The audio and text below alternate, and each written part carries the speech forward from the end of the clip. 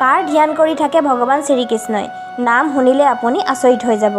ভগৱান শ্ৰীকৃষ্ণও যোগেশ্বৰ হয়। তেওঁ যেতিয়া গম্ভীৰ হৈ বহি ধ্যান কৰে তেতিয়া মানুহে আচৰিত হয়, কিয়নো সাক্ষাৎ সৰ্বশ্ৰেষ্ঠ ঈশ্বৰ কি কাৰণত ইমান ধ্যান কৰি থাকে।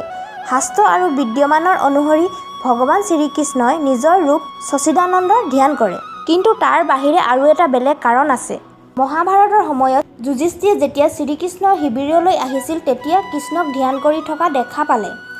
দীঘলীয়া ধ্যান কৰি উঠাৰ পাছত যেতিয়া ভগৱান শ্ৰীকৃষ্ণ সাৰ পালে তেতিয়া যুধিষ্ঠিৰে সুধিলে, আপুনি কাৰ ধ্যান কৰি আছিল?